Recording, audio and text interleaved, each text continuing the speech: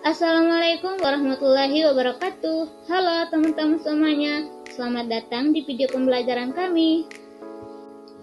Di sini kami dari kelompok 4, saya Maya Sarisa Fitri dan rekan saya Nila Anissa Mutia. Di video ini kami akan membahas tentang populasi dan sampel. Yuk simak videonya. Nah, yang pertama kita bahas dulu apa itu populasi.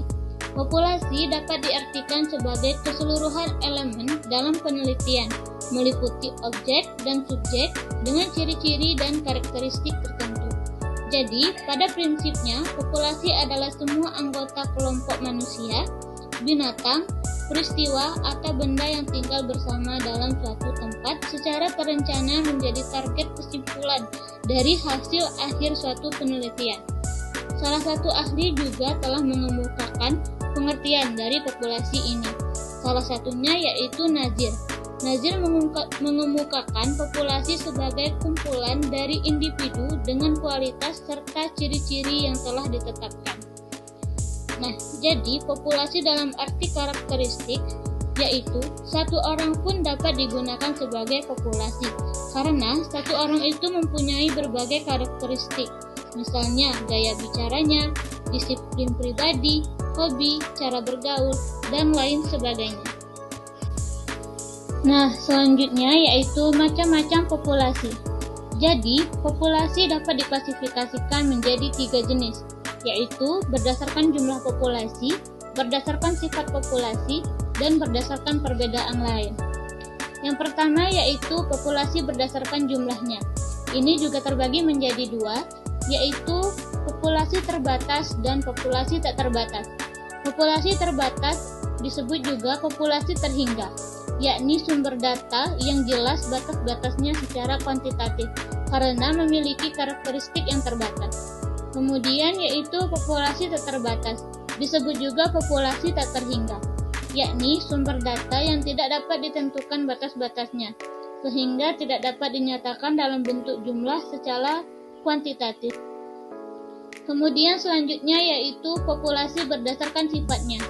Ini juga terbagi menjadi 2. Yang pertama yaitu populasi homogen, yaitu populasi yang unsurnya memiliki sifat yang sama, sehingga tidak perlu dipersoalkan jumlahnya secara kuantitatif.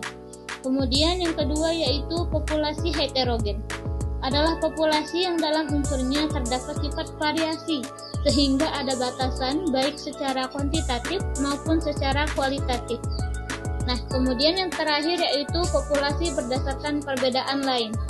Ini juga terbagi menjadi 2, yaitu populasi target dan populasi survei.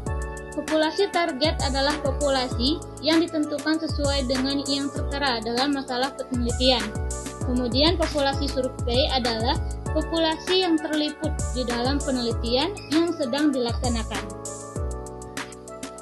Selanjutnya yaitu faktor-faktor yang mempengaruhi populasi. Ada 5 faktor yang dapat mempengaruhi populasi.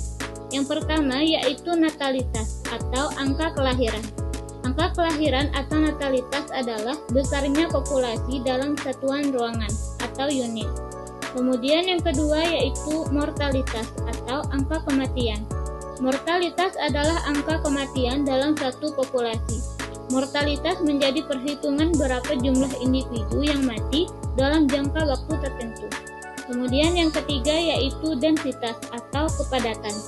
Densitas atau kepadatan populasi yaitu besarnya hubungan populasi dalam suatu lingkungannya. Namun, cenderung ada kesulitan untuk mengukur kepadatan populasi.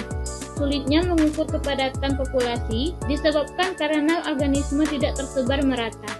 Kemudian yang keempat yaitu penyebaran umur populasi. Penyebaran umur menjadi sifat penting dari populasi karena bisa mempengaruhi mortalitas dan natalitas.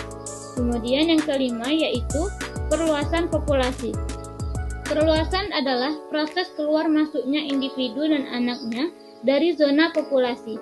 Perluasan populasi bisa berupa beberapa gerakan migrasi, emigrasi, dan imigrasi. Baiklah, yang selanjutnya pengertian sampel. Sampel atau sampling adalah proses pengembalian sejumlah individu sedemikian rupa sehingga mereka mewakili kelompok besar dari mana mereka diambil. Mereka yang terpilih disebut sampel, dan kelompok besar dari mana mereka diambil itu disebut populasi. Tujuan pengambilan sampel ialah untuk mencari informasi tentang populasi dengan hanya mempelajari sekelompok kecil dari mereka. Selanjutnya, teknik penentuan sampel. Sebelum mengambil sampel, terlebih dahulu harus ditentukan beberapa ukuran sampel yang akan digunakan, yakni banyaknya siswa, sekolah, dan lain-lain, akan digunakan dalam suatu studi. Terkait dengan hal ini, terdapat beberapa hal yang harus dipertimbangkan dalam penentuan ukuran sampel. Yang pertama, tingkat keseragaman. Semakin beragam data yang akan diambil sampelnya, maka semakin banyak pula sampel yang akan harus diambil. Yang kedua, rencana analisis. Semakin detail rencana analisisnya, maka semakin banyak pula sampel yang harus diambil. Yang ketiga, biaya, waktu, dan tenaga yang tersedia. Yang terakhir itu alasan penggunaan sampel. Penggunaan sampel dalam kegiatan penelitian dilakukan dengan berbagai alasan. Nawawi mengungkapkan beberapa alasan tersebut. Yang pertama, ukuran populasi. Yang kedua, masalah biaya. Yang ketiga, masalah waktu. Yang keempat, percobaan yang sifatnya merusak. Yang kelima, masalah ketelitian. Dan yang keenam, masalah ekonomis. Baiklah, sekian video pembelajaran dari kami. Kami akhiri. Wassalamualaikum warahmatullahi wabarakatuh.